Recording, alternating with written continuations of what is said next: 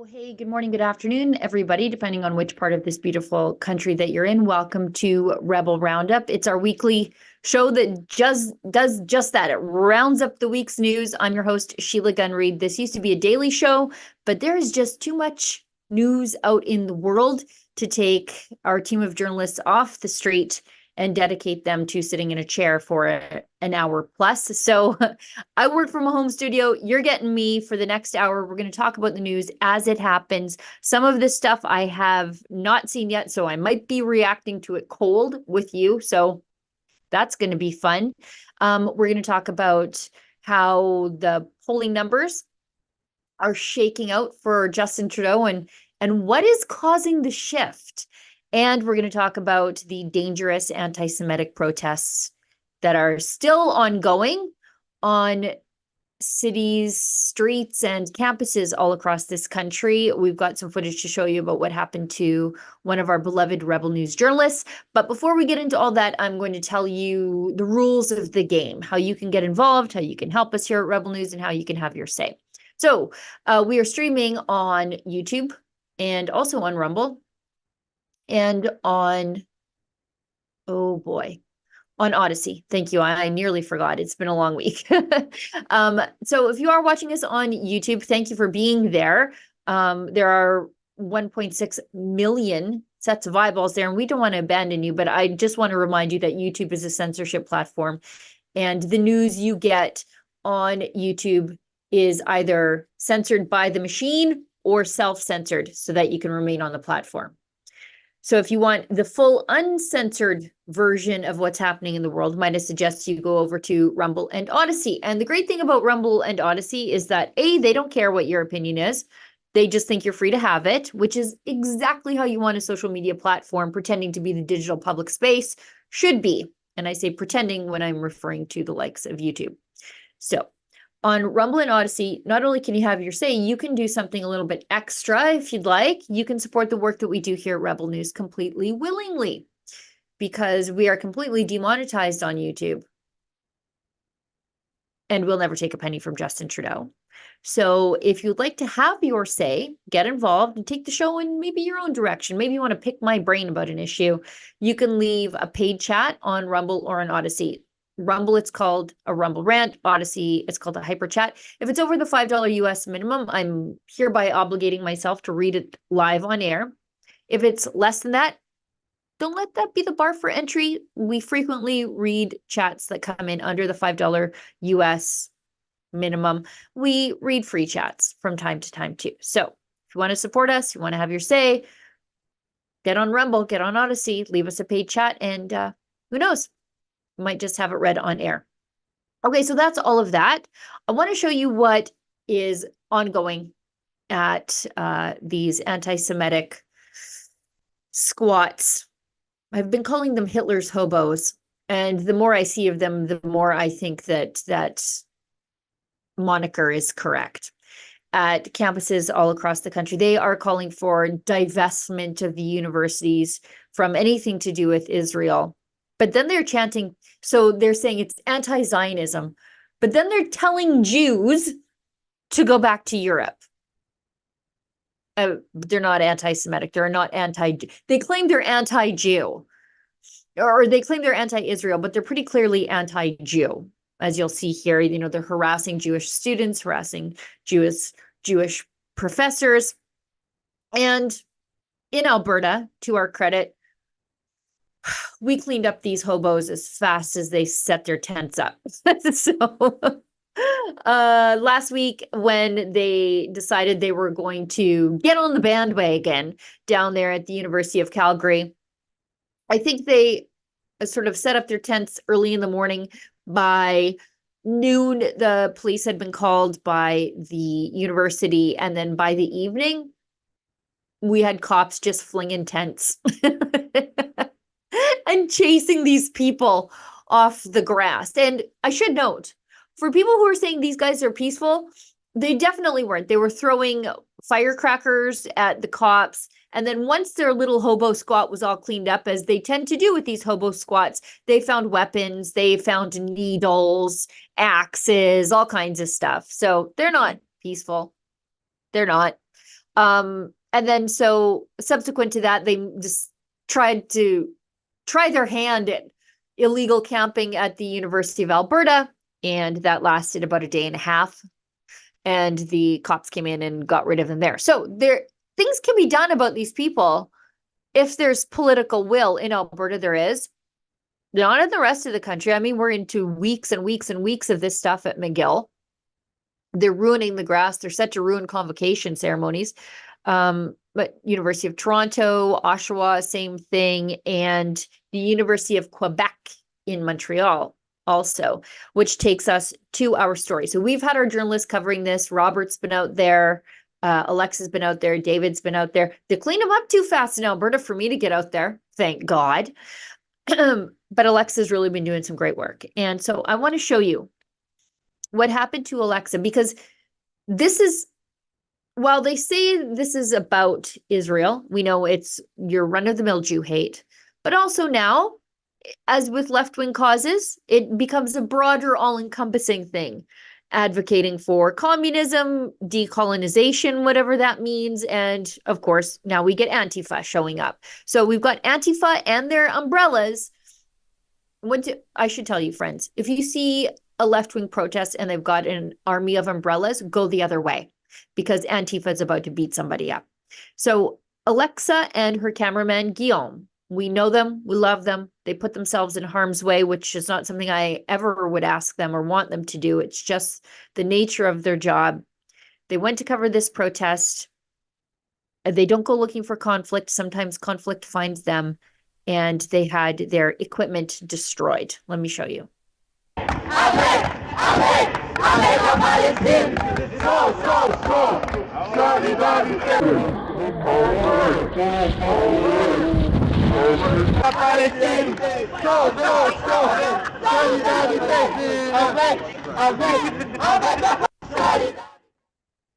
So they've got their umbrellas. This is what they do to obscure their identities. And it's a signature that Antifa does.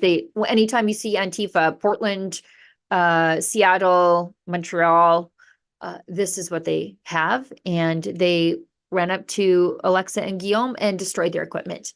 And the police, as they always tend to be, are standing right close. Alexa tells me there was a police car right there. Nobody did anything. So they have their equipment destroyed. And we're supposed to trust that it's just paint. They could come up and just spray pepper spray in your face too, which has happened to Alexa and Guillaume, although it was at the hands of the police. So we know the police aren't going to help them. If you'd like to help us make sure our journalists are safe, please go to journalistdefensefund.com. We do everything we can to keep them safe, but it is very, very, very expensive to hire trained and insured security to deal with this. And sometimes they don't always have security with them because, you have to work at the speed of news, and sometimes news breaks in a way that you just can't get security there. When that happens, we advise everybody to stay away from the conflict. But as you see, they will approach you and attack you. So that's journalistdefensefund.com. We've got another video. This is from Guillaume. He says he and Alexa will not be intimidated by these fake thugs at the University of Quebec at Montreal. Let's see this.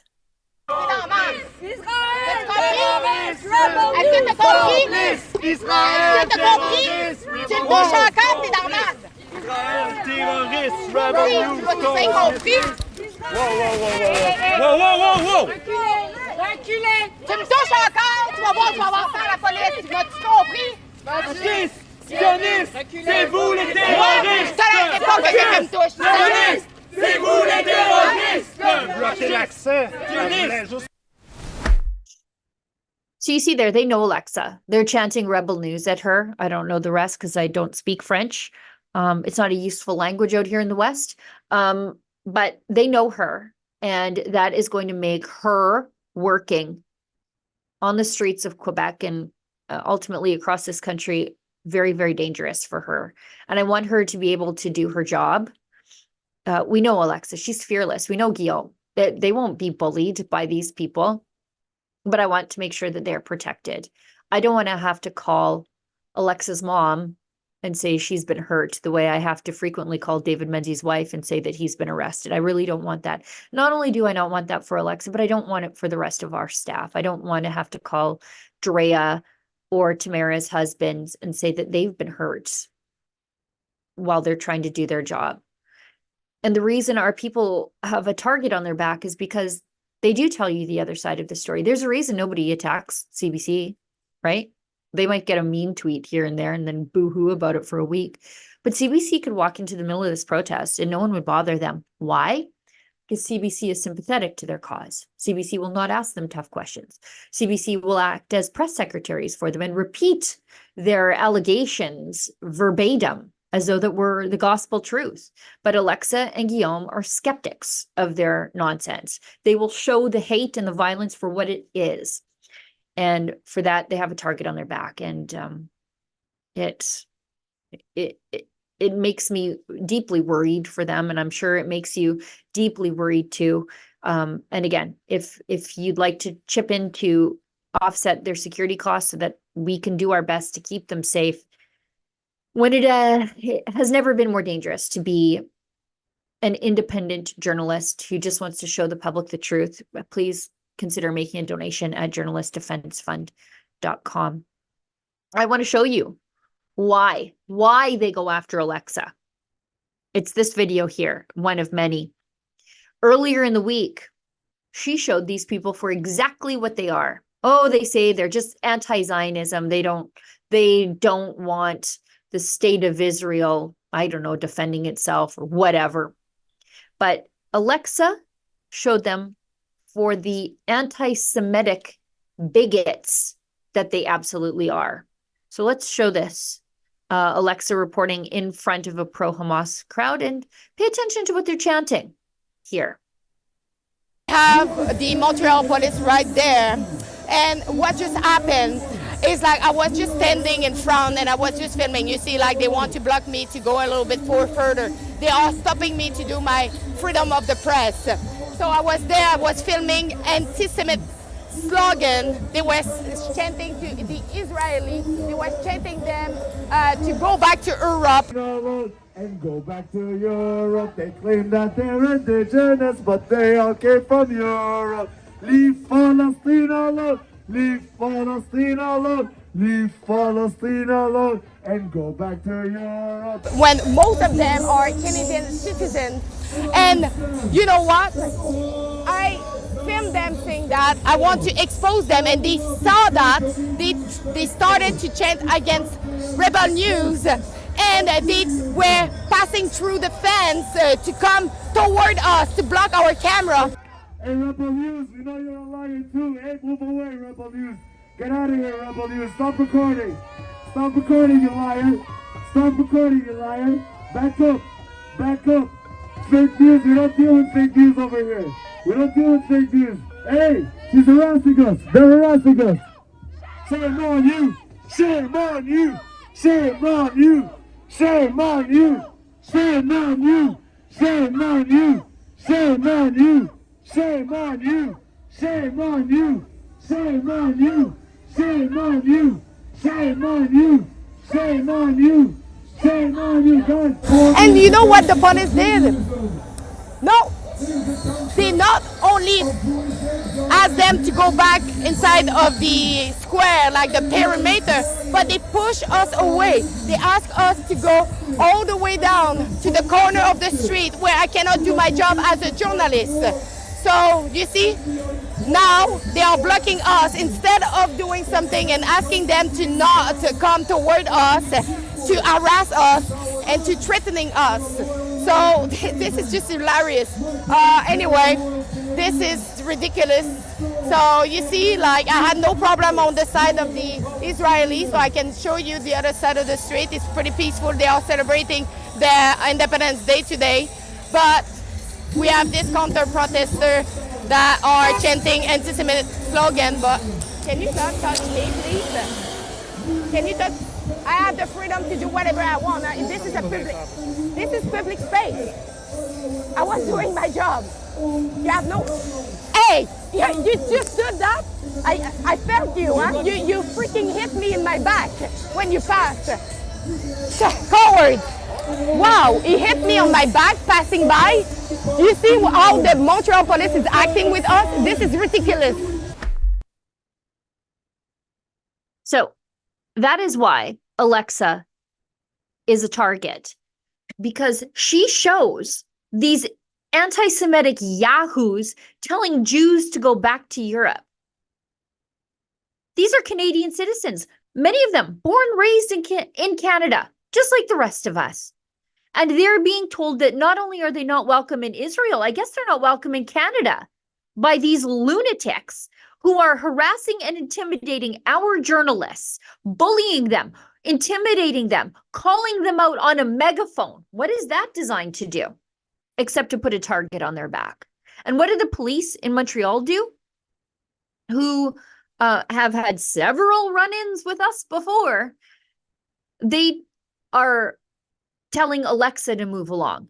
People are breaking the perimeter and running up to Alexa. Now, I realize that sometimes police have to take the path of least resistance. It's easier to control Alexa than it is to control an anti-Semitic genocidal mob. I get it. But do not inhibit her from doing her job. Don't bother her. She's not doing anything wrong. And if her presence incites a hateful mob, we've got a problem with the hateful mob. We don't have a problem with a journalist. Anyway, if you'd like to help us keep Alexa safe on the streets, and Guillaume, you know, we talk a lot about Alexa, but Guillaume is right there beside her, getting harassed, shoved, pepper sprayed, attacked by Antifa. Please consider making a donation at journalistdefensefund.com. And also, by the way, don't forget, those Montreal police are the exception and not the rule. I have to remind myself of this all the time too, but there are plenty of good cops on our side, so many of them, and they are quietly grinding it out inside the machine, trying to make a difference, trying to protect charter rights. They're not like these guys who are just aggressive at policing journalists. And those good cops, it's their reputations that the bad cops trade on. It's the good work that the good cops do that helps the bad cops get away with being bad cops, and I don't like it one darn bit. All right, let's go on to the next story, because this next story, it's the way. This is the way that you deal with these hate mobs of hobos squatting in our universities. This is how you deal with them. And this was organized by Salman Seema, who the left will accuse of anti-Muslim sentiment, but pretty sure he's Iranian. And he was a political prisoner in Iran. He came to freedom in Canada, and he is doing his best to make sure that that freedom is preserved and that Canadians are protected from hate mobs. And so late last night, early this morning, in fact, depending on what time zone you're in, Canadian Patriots played the national anthem at 2 a.m. at the University of Toronto's anti-Israel encampment.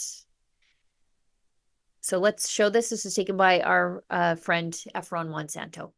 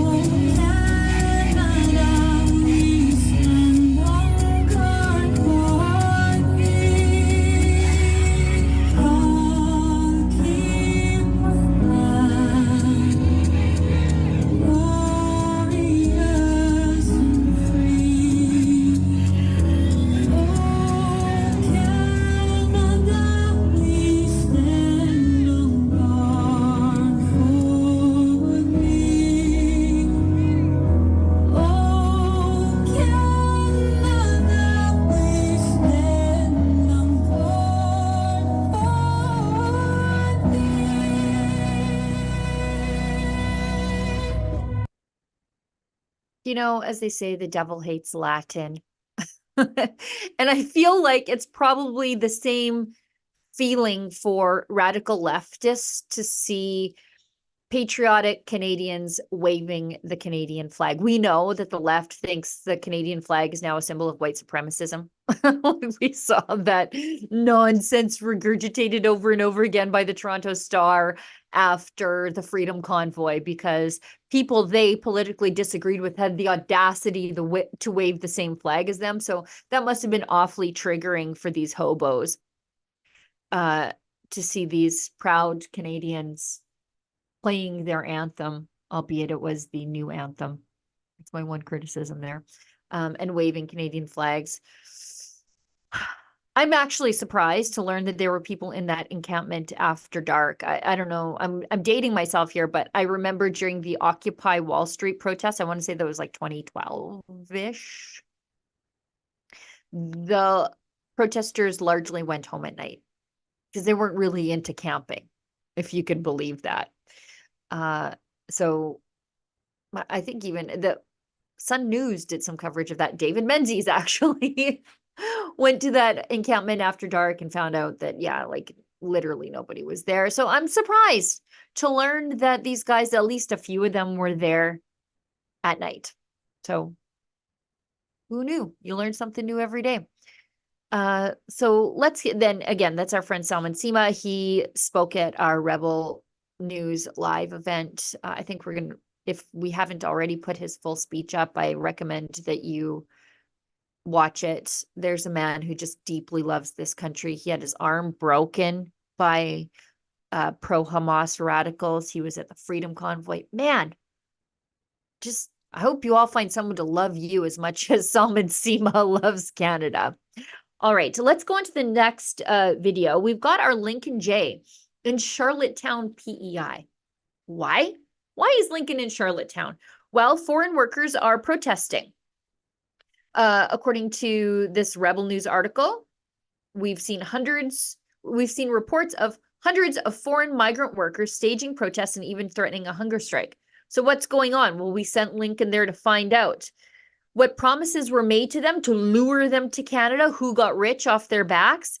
And will any of them be actually sent home? Or are these temporary foreign workers really here forever? Lots of questions, not a lot of answers, not a lot of mainstream media digging around on this. So stick Lincoln on a flight out to Charlottetown. There are worse places to do your job, like Toronto these days. Sorry, that's just me being a Westerner. But let's go to this clip from Lincoln. What are your plans if the work permit doesn't get extended and then you're no longer legally allowed to work in Canada? What are you going to do? What are your next steps? So we wouldn't hear no for an answer. If they wouldn't extend, we would stay on strike. If we have to go on hunger strike, we'll go. And we'll keep on striking until our last breath. We wouldn't give up. I've heard hunger striking to death. Is that true? Are people willing to die here for that cause? Yes, for surely if it comes to that, we would do that at the end if they don't listen to us. Okay, I'm very interested to learn more about this. I honestly don't know all that much. For example, if you are a guest in our country, you can quickly become not a guest in our country anymore and we can send you home. That's how it works. We get to control who gets to stay and go from our country if you are a non-citizen. All right, that's where I am on that. However, what if you were lured into our country and you know, for example, a high-paid immigration consultant or perhaps somebody within the immigration ministry said, come here, work, you can pretty well stay indefinitely. This is what we're going to do for you. We're telling these people, maybe, I don't know, let's find out more, that we're going to indefinitely extend your work permit. Just come over here, settle in, pay us a bunch of money if we're an immigration consultant, and we'll just make that happen for you. Then these people are being taken advantage of. I can understand their anger, but on the other side, as a Canadian, when I say, okay, well, our housing is inflated because of demand. We can't get access to healthcare because of demand.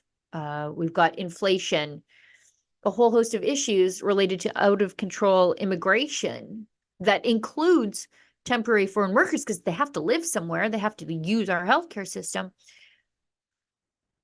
Maybe we do need fewer of them, but I want to know more about this. Like you guys let me know in the comments section, send me a chat. I'm not sure how I feel about this. I can see this from all sides, and I'm glad we sent Lincoln there to get the full story, right? I think you are too. All right. So I think we have an ad break here, and then we'll get into how things are going very poorly for Trudeau. And I think he's making it worse for himself, which, look, I couldn't be happier about. But let's hit an ad break. It wasn't always like this. When did everything change? Come, Trudeau! We want freedom!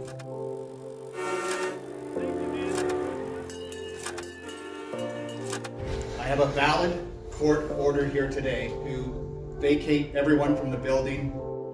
Bye, Daddy. I don't think anyone would call it a democracy. An historic church in northern Alberta has been destroyed by fire. Major shortage of that, and the cost of living has skyrocketed. Shame on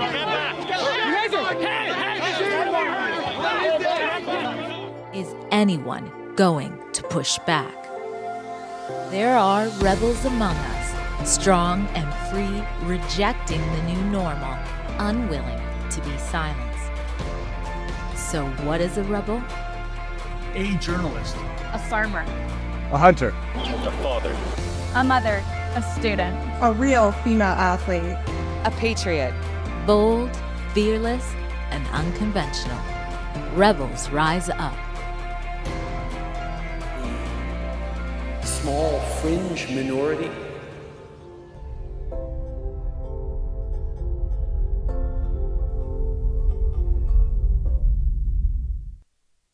I asked him, and I said, how did they come to the conclusion that I was going to die? He said, because they didn't really know what to do with you. The government of Canada is killing Canadians, and not just a few, and not just the terminally ill. Over 50,000. So for 50,000.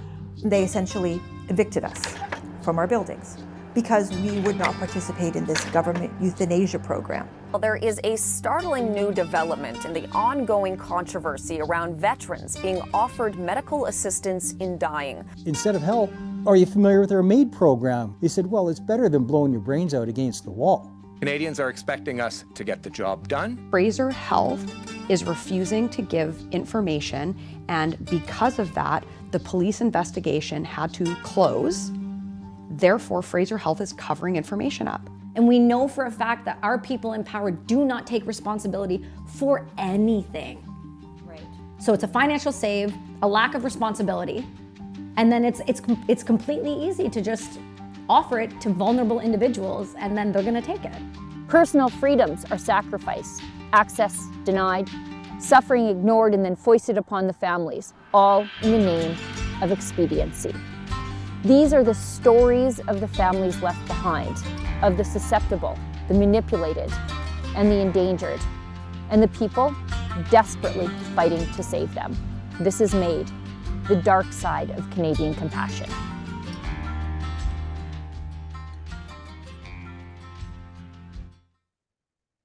Okie doke. Am I frozen? I hope not. Well, anyways, if you want, oh, I'm good. Okay, thank you. If you would like tickets to our upcoming documentary screenings of MAID, the Dark Side of Canadian Compassion, we're starting a cross-country tour. We're adding dates as we go as well, but we have some dates in there that are formalized. You can go to endmaid.com for details. You can see the trailer again. You can see merch. Man, I was having a bad hair day when we shot that video, but you know what? We work on a tight timeline, so that's that. And also, isn't that video of us, our What is a Rebel video, isn't that great?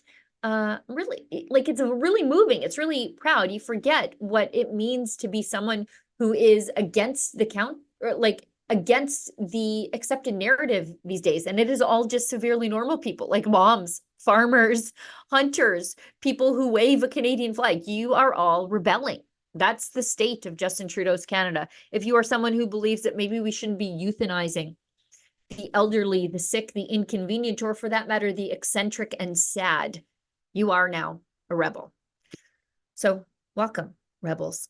But again, if you want to see our documentary, you can go to endmade.com for tickets, showtimes, details, or if you're a venue who would like to host us, we'd love to hear from you. You can get all that at endmade.com on our Choose Life tour. Our premiere, in fact, is on Tuesday, May 21st in Calgary. I'm excited, apprehensive, anxious, nervous, and I still remain slightly sad that we even had to make this documentary, but I think it's so important. We need to put a marker down about just how terrible Canada is in 2024 so that we cannot forget it. So we never come back here ever again. Never. All right. Speaking of never coming back here ever again, I think if Justin Trudeau keeps talking, he will make sure that we never, ever elect him again, which I think is a wonderful development. Let's go into this video from yesterday. Justin Trudeau is holding a press conference in New Brunswick, and the Liberals are doing very, very poorly in the Maritimes, which is great because normally voting is over in this country. By the time they hit Toronto, it doesn't matter how I vote here in Alberta. The Maritimes, Trudeau's losing them. He's losing them on carbon taxes. He's losing them on affordability, and he's losing them on parents' rights. And so what does Justin Trudeau do? Attack them on parents' rights. The man never learns. Let's watch this clip. Always there to work with anyone who gets elected. But I do have issues with the current government of New Brunswick, not just their desire to scrap the fight against climate change by eliminating the price on pollution and the checks that land in Canadians' pockets, but also on the issue of making sure that we're not further vulnerabilizing our most vulnerable kids.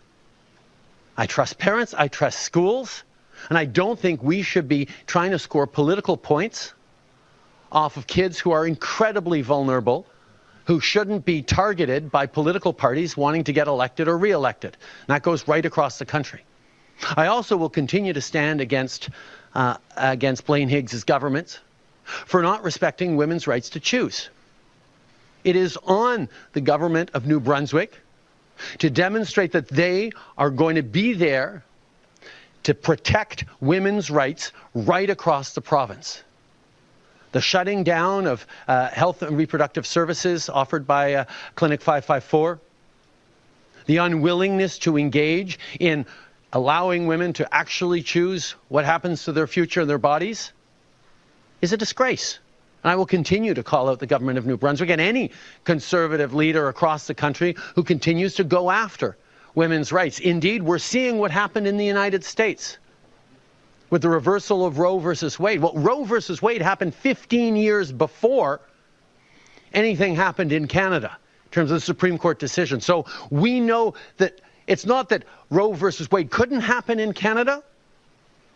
It's that it's more likely to happen in Canada, particularly with conservative leaders who continue to not stand up for women's rights.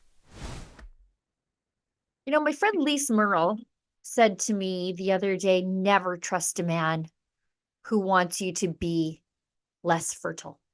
Never. She's a mother of 6 kids. Look how animated and excited Justin Trudeau is at the prospect of aborting babies. Like, he's very excited about it. He's very aggressive about it.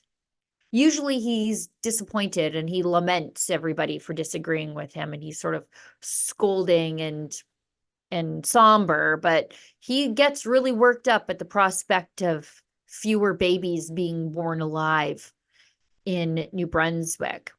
Calls it a disgrace. Look, in New Brunswick, the taxpayer just doesn't want to pay for your reproductive choices. I love how they call it reproductive health, but it's actually anti-reproduction, right? Like that's the whole point of it. And you know, but I think the the splitting the difference here is, okay, it's not illegal here in Canada, but maybe we just don't want to pay for it.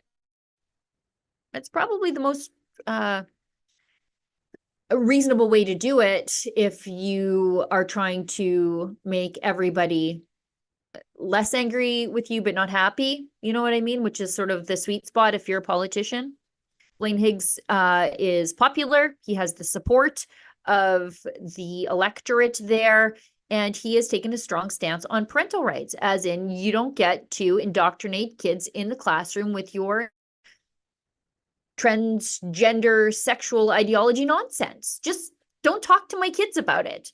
And so he's taken a firm stance on that, as has Saskatchewan, as has Alberta. The way it should be, these are discussions between parents and kids through the ideological worldview of the parent that they want to instill in their children. You know, might I suggest to the other side of this, maybe they don't follow Justin Trudeau's advice to terminate their offspring in the womb. If you want to proliferate your ideology, maybe do what I did.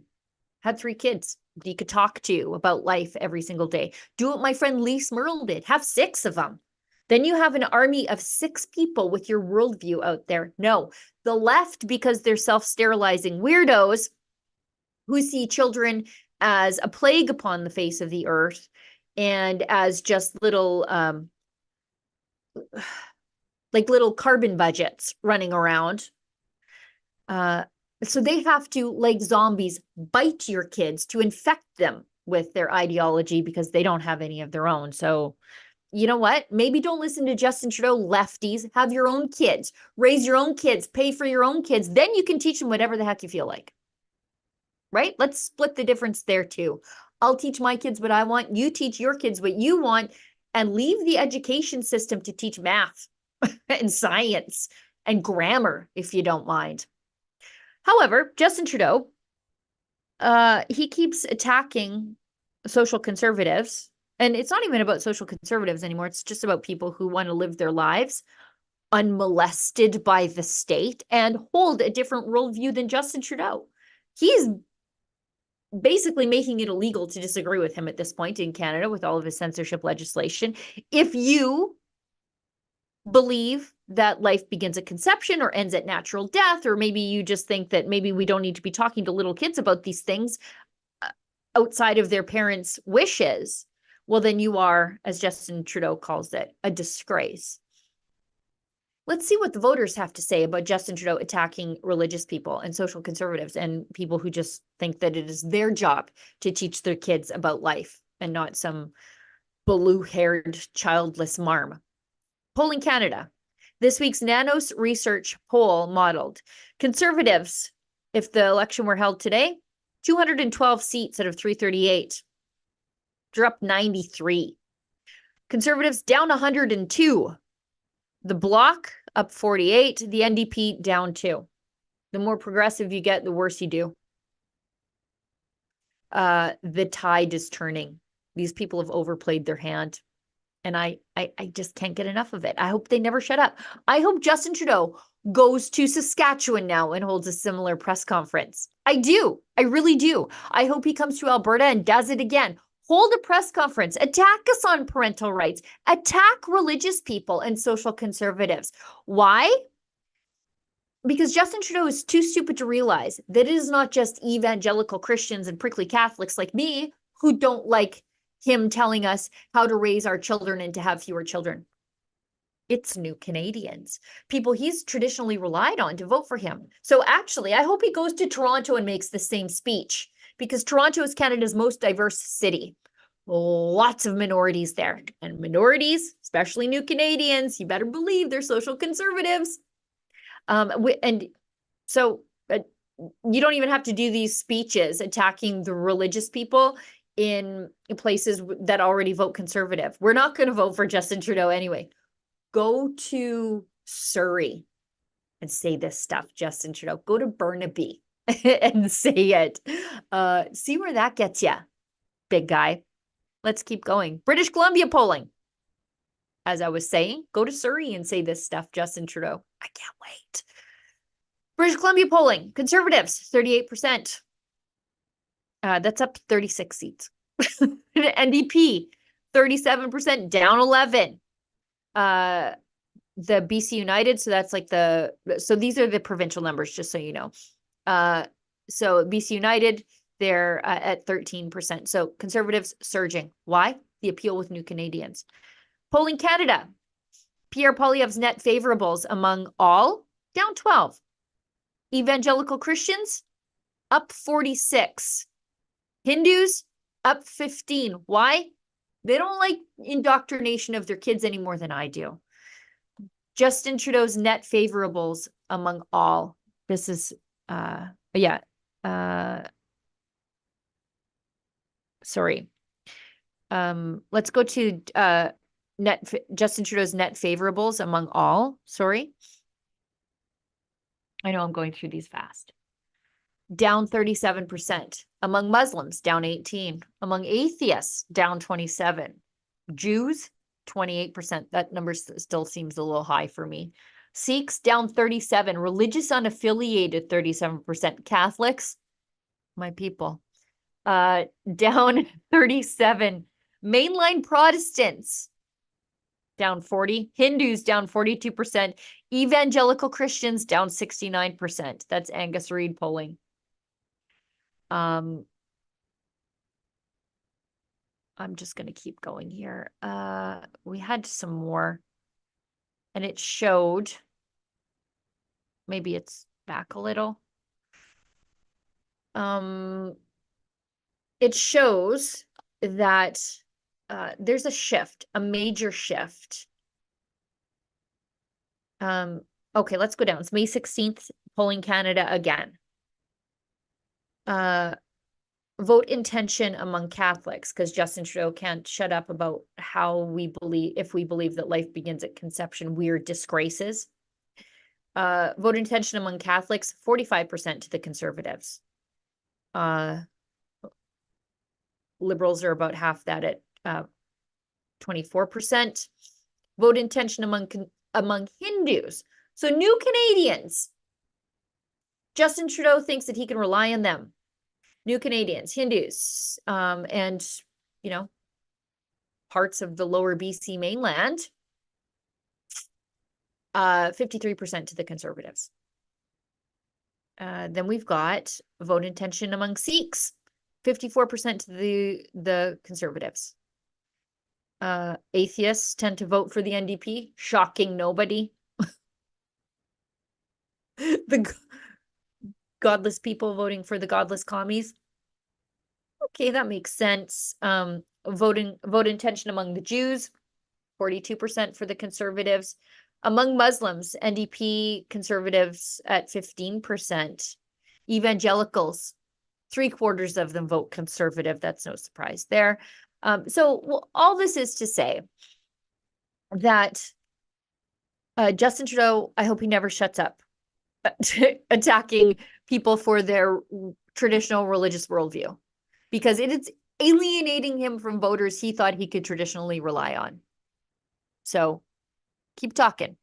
Let's see if we can get those Conservative seats up to 250. We've got another year to do it, Justin Trudeau, a year and a little bit, 2025, October. Keep hammering about how parents are wrong to want to protect their children. Keep hammering us on how it's a disgrace to want to protect the unborn. Keep going. Keep going. You're going to make sure that not a single religious person or minority person votes for you ever again. And I just can't wait. Couldn't happen to a nicer guy. Let's go into the climate crazies. Unless we have an ad break, or do we just want to keep going, Olivia? Okay, we'll hit an ad break and we'll come right back. Folks, it's undeniable that our rights and freedoms are under attack. The Freedom Passport is an easy-to-read, pocket-sized booklet containing the Charter of Rights and Freedoms. There's an app, too. Easily access the Freedom Passport on your phone and compare rights and freedoms from around the world for only $3.99. Visit freedompassport.ca and get your Freedom Passport today. Why should you join Canada's National Firearms Association? We currently have one of the most aggressively anti-firearm governments in our nation's history, promoting fear and placing blame like never before. Our rights, freedoms, culture, and heritage, it's all on the line. But we are fighting back, and there is strength in numbers. We work within the law to change the law, to defend competitors, hunters, collectors, and other law-abiding firearms owners. We can get through this. We've done it before, and we'll do it again, if you are with us. Canada's National Firearms Association. Freedom, safety, responsibility.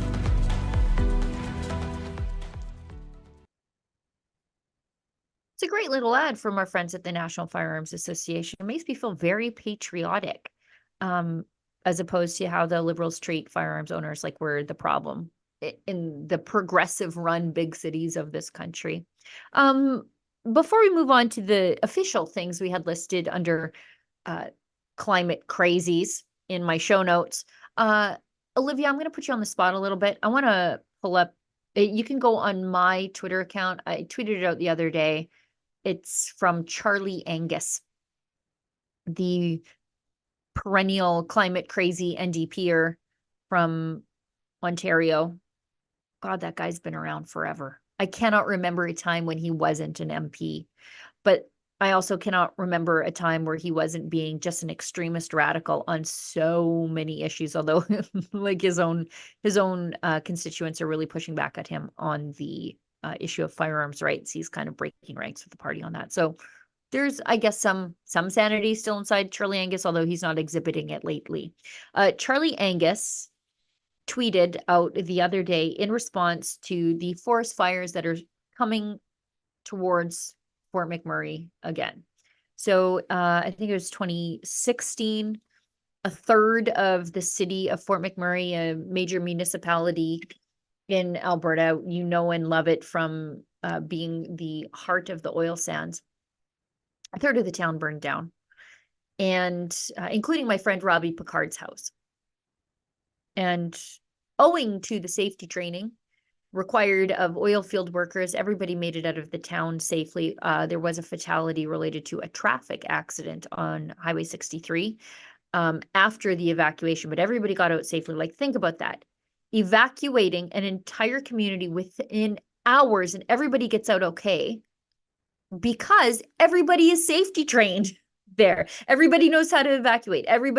Almost everybody is confined space trained and H2S Alive trained and first aid trained, and they all know how to muster and orderly evacuation and keep calm in an emergency. That's because of the oil and gas sector. But the fires are back, as they tend to be. These things are cyclical. The forest burns. That's how it renews itself. You can suppress it all you want artificially, but eventually it's going to burn. And Fort McMurray is a community of 100,000 people in the middle of, I think, the world's, if not first or second largest continuous forest, the boreal forest, spunked right in the middle. So when you are a forest community, you will have to deal with forest fires. It's just how it is. So my friend Robbie, actually, when we were in Toronto for Rebel News Live, wherein he was a speaker, he got an alert to his phone saying, I'm under evacuation notice once again. So I don't know if you were able to find that tweet, Olivia, that I just posted a screenshot of it, of Charlie Angus back a couple of days. I know I tweeted a lot of videos since then. But anyways, Charlie Angus, people are under evacuation. They're scared. This is in a third of the town burned down in very recent history. Also, Brian Jean, Alberta MLA with the United Conservative Party, his house burned down too. So this is all fresh in our memory. The town has rebuilt. Again, credit to just how handy and efficient Albertans are. But the fires are back. Show Charlie Angus's tweet. He decides that now's a good time to blame the very oil workers who live in Fort McMurray for the fires near their town, which, as we know in Alberta, the majority of them, overwhelming majority of them, are human caused. It's not even lightning strikes.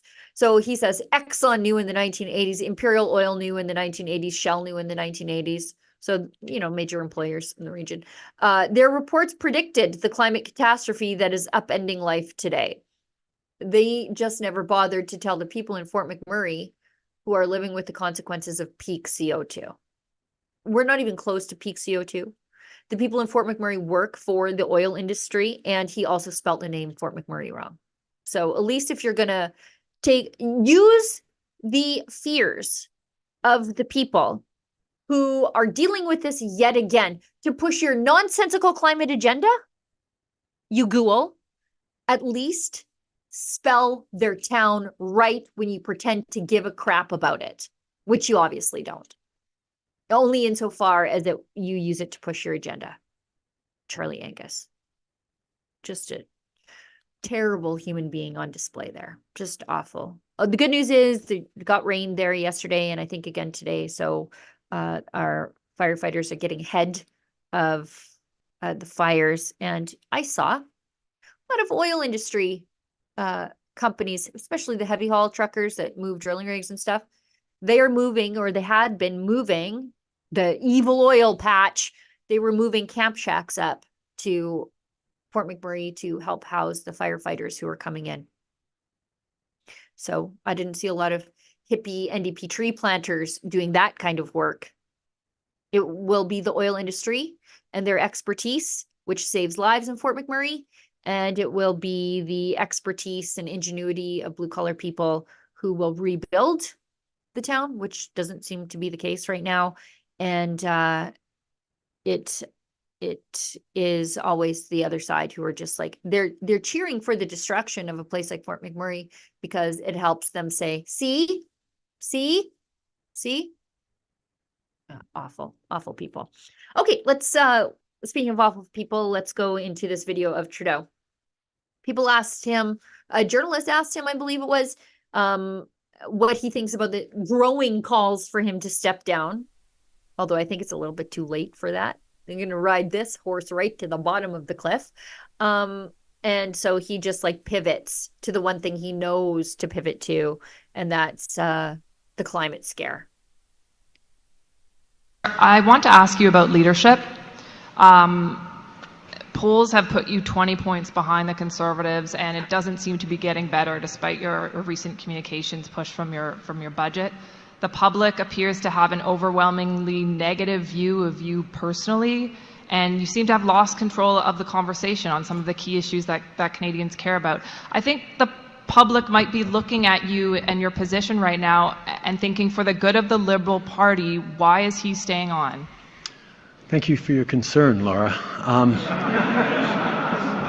But as you see, we're here investing in good jobs for today and for generations to come. The world is in a challenging place, absolutely. But that's why for 8 years this government has been putting forward investments and a frame that both fights climate change and creates good jobs and economic growth, that understands that if you want to bring in strong investments and great jobs for Canadians, you have to be making investments in things like childcare, like pharmacare, like healthcare, investments in supporting our seniors, investments to make sure that young people get the best opportunity as they go off to post-secondary education. I know there are lots of folks in Ottawa thinking about process. I'm focused on results for Canadians. I'm focused on delivering the kinds of things that are going to set Canada and Canadians up for success over the coming decades, because that's the moment we're in right now. A different government years ago wouldn't have made the choice to build an EV ecosystem here in Canada. Would have doubled down on the oil and gas industry and stayed away from anything that threatened the oil and gas industry. Well, we know that the pressure we're putting on the oil and gas industry to decarbonize and to invest in renewables goes hand in hand with our decision to invest massively in the electrification of our economies, bringing in fairness for every generation. That's what I am 100% focused on right now. Merci. I mean, we've heard that a million times before. What I was really watching in the video was not Justin Trudeau. Again, because same every time. What I was watching was Doug Ford, who looked like he was physically in pain at one point. Like he just did like the sideways, like he's staring up at the sky. Look at. I should have laughed, but Doug Ford sort of has this coming. And then he sways like he's going to faint back and forth. Like he swayed so much, you get right behind Justin Trudeau. See? It's like a proof of life hostage video, what we saw there. But that's what you get, Doug Ford. That's what you get. You cozied up to Justin Trudeau to get all those handouts for electric vehicle battery plants that aren't even employing Canadians, not even employing Ontarians. But you got your billions. Now, as they say, dance with the one that brought you. I hope you like it. Speaking again of climate crazies, let's go briefly touch on the ballooning costs of taking all these bureaucrats and their enablers and the activists along to what's known as COP28. These are the UN climate change summits, shindigs, really. They're more of like a 2-week-long party in fancy places of the world. Canada's, as they say, COP28. Whenever you see that, that's just UN jargon. Put climate change summit, the UN one. Their conference, $3 million. There was a rapper. Now look, I will explain to you that my musical tastes are that of, let's say you have an uncle. He's 77. He's recently retired from the long haul trucking industry. Those are my musical tastes. Give me some Loretta Lynn, some Waylon Jennings. That's where I'm at. I very rarely set even a foot into like a new country unless it's like Coulter Wall or something like that. So I'm not up with what the kids are doing these days, but I definitely know that this is not what the kids are doing. So they brought along a rapper. Olivia, please find this rap. I think it was on Instagram. I don't know. Or maybe Brian Pacifoom on Twitter. He tweeted a clip of this. They brought along, so there's $3 million in bureaucrats coming along. It's double what the government said it would cost just like 2 months ago. And they brought along a rapper who I believe is the son of a federal MP, a cabinet minister even. I just forget which one at this point. Oh my God. Give me something for the cringe and let me die. Let's play this. Let's play this while I try to dig up whose son it is. Do we know? I forget whose son it is. Anyways, let's play this. I apologize in advance. I'm not cool. I'm not hip. I'm not with it. I don't listen to rap, but I know that this isn't it. This is not it. Let's play this. We're fighting for every inch. I hope the simultaneous translation is making sense. I can see them scrambling in the booth. Y'all, it looks tense. But like Nora said, bonjour. That's the extent of my French. So hey, we have to make it translate to have hope and get the climate policy analysts like Andrian Brazeau and get the ministers on it like Steven Guilbeault. I'm glad you came back. He left half an hour ago. But hey, he was here to represent and he spoke on it clear. Denying the problem, it doesn't make it disappear. The consequences are severe. There's a narrow corridor, and if we miss it, the economic costs are gonna. We're fighting for every inch. I hope the simultaneous translation is making sense. I can see them scrambling in the booth. Y'all, it looks tense. But like Nora said, bonjour. That's the extent of my French. So hey, we have to make it translate to have hope and get the climate policy analysts like Andrian Brazeau and get the ministers on it like Steven Guilbeault. Okay, I've got it. I figured it out who it is. So, thanks to the good reporting from Brian Pacifoom, that is Baba Brinkman, I believe he's called. That's at the $1.3 million Canada Pavilion. The rapper is Baba Brinkman, who dropping some slick beats there. But he is Joyce Murray, Liberal MP Joyce Murray's son. So that's a thing that we all just listened to. you imagine what we paid that guy? Are you excited to find that out? I know that normally I would just hit them with that access to information filing, but it sounds like the Canadian Taxpayers Federation has already done that. So, wow. How do you do, fellow kids? Let's bump ahead just a little bit. Still on Steven Guilbeault, and then I know we need to wrap up the show, but we also have a Pierre Poilievre vid that I think you should see because he's actually sticking up for the normals of the world. So this tweet from Steven Guilbeault, and then quoted by Ezra. Thank you, Climate Scorecard Canada. This recognition reflects the teamwork and dedication of everyone involved in our commitment to reducing Canada's greenhouse gas emissions and creating a sustainable future. This award would not be possible without you all. So the Climate Scorecard 2024 people award this thing to Steven Guilbeault. He's a climate leader or some nonsense. So let's show Ezra's quote tweet on that, please. If we could. Because the people who awarded this thing to Steven Guilbeault as some sort of climate leader, they're funded by Steven Guilbeault. Do you have that tweet, Olivia? It's on Ezra's Twitter account. He said, I'm so embarrassed for you. It's like you sent yourself a bouquet of flowers on Valentine's Day.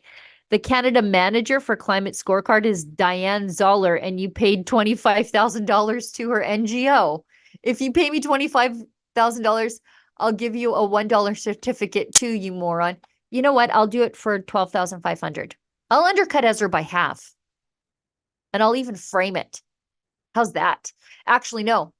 I won't frame it. I'll just send an e-card because I'm watching my carbon footprint. See what I did there? Who's the climate leader now? Steven Guilbeault. Sounds like it's me, doesn't it? All right. So that's another embarrassing thing the Liberals did to us. Besides that, I don't know, climate vanilla ice that we just watched. Oh, anyways, how embarrassing for these guys.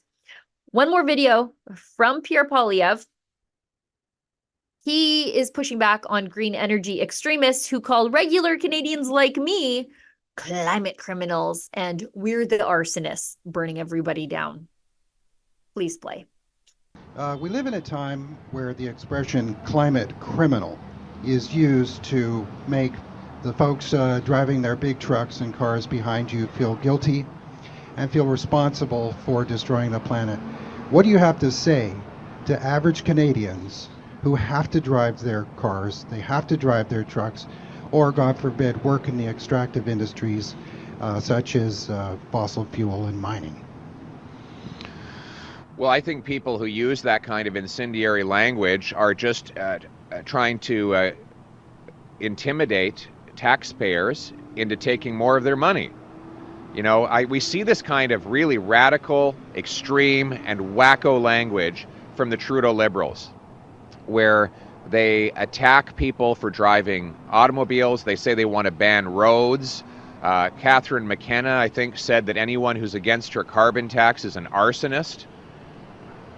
So that's just an attempt to take more of your money and make you feel bad for wanting to oppose them.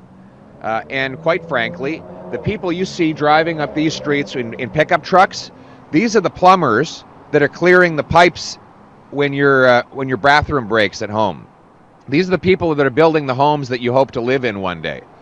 These are the people who fix the electrical outage when the lights go out. These are the working people who've been, frankly, screwed over by Trudeau and the NDP and the radical, wacko agenda that they've imposed on them. Meanwhile, Trudeau and the NDP have no problem importing more products made by coal-burning dictatorships like China, which is responsible for the largest emissions of any country on planet Earth. They want to bring in more oil and gas from other foreign dictatorships, and they, at the same time, want to put our workers out of a job. This is disgraceful. It's time somebody stood up for our workers, our customers, and our families, and that's what I'm going to do. We will axe the tax. We will greenlight big resource projects to bring home production to the most environmentally responsible country on earth. We will liquefy gas and send it over to Asia to shut down coal-fired plants there, thereby reducing global emissions and replacing dirty foreign energy with clean Canadian energy. That is the right thing to do. It is the patriotic thing to do. Now, let's bring it home. I don't know. Justin Trudeau yammers on, but I've never once felt guilty about driving a full-size or even oversized vehicle. I don't think many of you do either. I mean, I don't feel bad because I don't drive some electric egg-shaped abomination for a car. And I don't think you do either. Okay, let's get into, Olivia, am I frozen again, or is it just on my side? Let's get into, okay, I'm good. Let's get into the last chats of the day, if we may. Oh, by the way, I should tell you, Pierre Poilievre mentioned, well, he called Trudeau wacko there, didn't he? And he called him wacko in the past as well.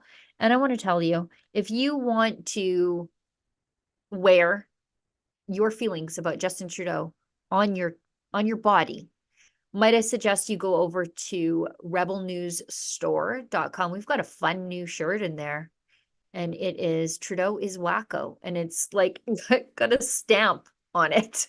Trudeau is wacko unisex shirt, $39.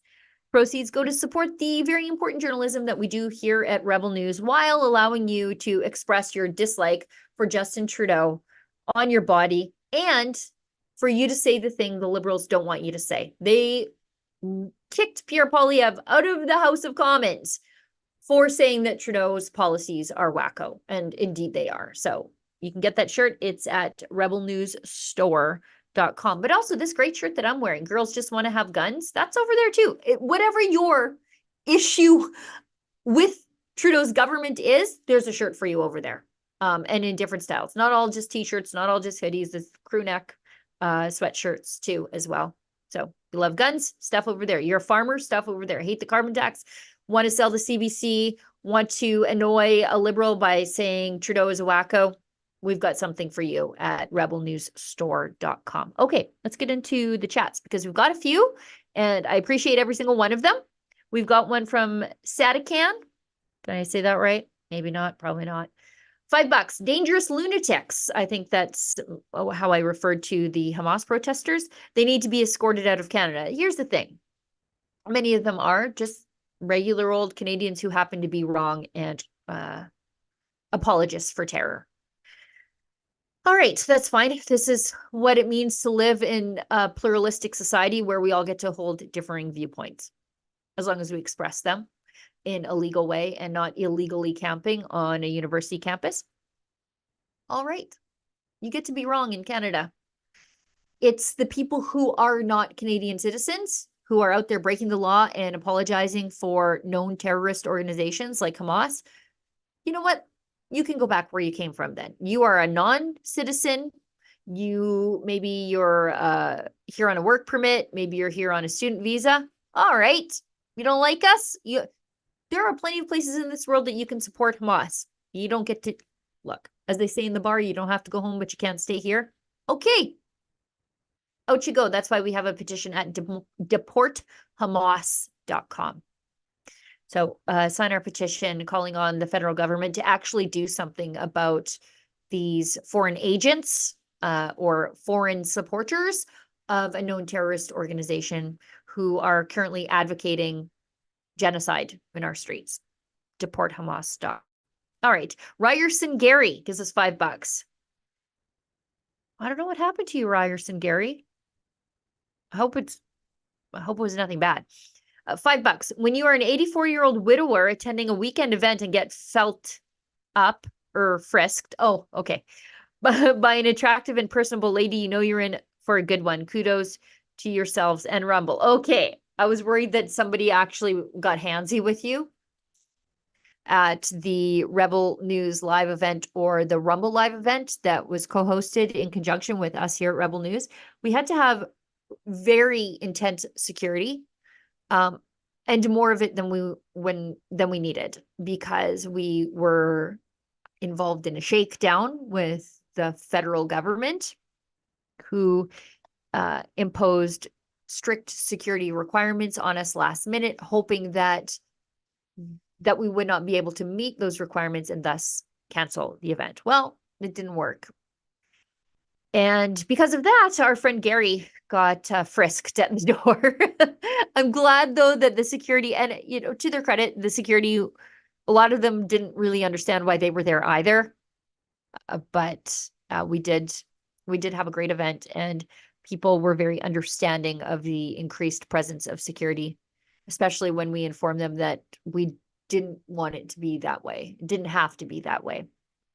We always have security, because you never know who's going to show up and disrupt your event, of course, but we didn't need, you know, tens and tens and tens of thousands of additional security. That was a requirement of the federal government, because we were on a piece of property managed by the Canada Lands Corporation, which is a crown corporation.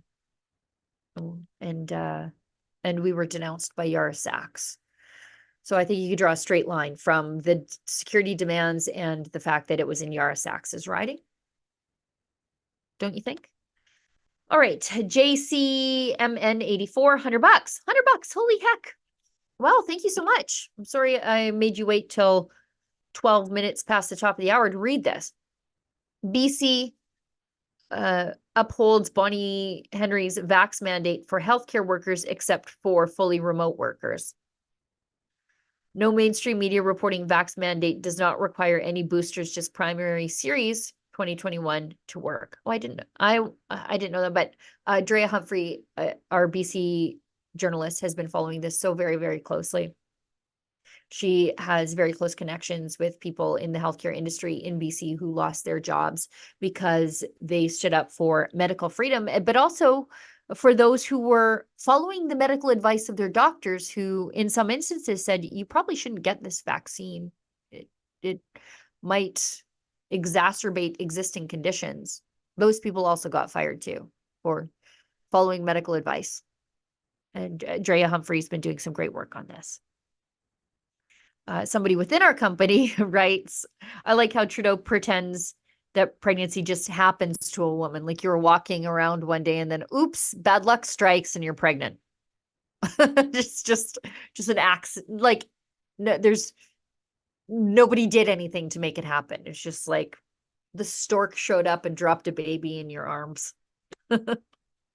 Ryerson Gary also writes, $5 in Charlie's anti-oil advertising bill. You know, this is something I failed to bring up at the time. Charlie Angus proposed a bill that would make oil and gas advertising illegal. It would sort of treat them like cigarettes instead of the life-saving, reliable energy source that we need to power our hospitals. Anyways, he has this anti-oil advertising bill. And Gary jokes that he would have a clerk at the Canadian Tire gas bar who accepts Canadian Tire money go to jail for 2 years. Don't give these people ideas, Gary. I've noticed over the last 5 years that the left seems to be beyond parody. Like every joke I try to tell about them, they just are that in 8 months. Like, who would think that you had to be double vaccinated to work remotely in the healthcare system? Like, that seems like a joke, like a late night comedian joke. That's British Columbia right now.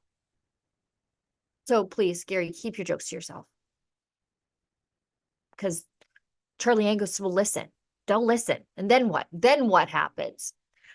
Okay, I think that's the show for today. I'm sorry I went a little bit late, Olivia. Thanks to everybody who works behind the scenes to put the show together for you every single week. A lot of work goes in before I scoot into my chair and click the Zoom link and then just start talking. So I acknowledge and appreciate that. Everybody who makes sure the show is there for you to click and watch whenever you want to see it. They also matter. for every one of us that's in front of the camera, there's like 4 people working behind the scenes to make us look smart. So thanks to them for that. Thanks to everybody who tunes in every week, who shares the show to spread the word, and special thank you to everybody who pitches in to keep the lights on here at Rebel News. We know that Justin Trudeau has made life more expensive than ever. He's picking your pockets in new and creative ways. And so I appreciate when you choose to support us. There are so many other places that your money could go. So thank you for that. And a special thank you to my team of journalists out there, our Rebel News team. They're out there doing dangerous work, putting themselves in physical jeopardy. So thanks to them, and thanks to all of you who care about us keeping them safe through your donations to journalistdefensefund.com. Now, as my friend David Menzies always says, stay sane. Canadians are grappling with news blackouts on social media due to the Justin Trudeau Liberal government's Bill C-18. This new piece of legislation demands that social media platforms pay the government for news shared by users, which is an inconceivable task for companies like Meta and Google. So, as a result, they have decided to preemptively block all Canadian news content, including ours at Rebel News. In response to this, we have since teamed up with VPN provider Private Internet Access to ensure that you can continue to access all of our content across a broad range of platforms while also maintaining your privacy. For only $2 a month, you can bypass Trudeau's new censorship laws while you safeguard freedom of speech and continue to get the news that matters to you the most. Visit piavpn.com/rebelnews to take advantage of the 84% discount and 4 months free. As a bonus, PIA has all of its servers located in the United States, not China, and they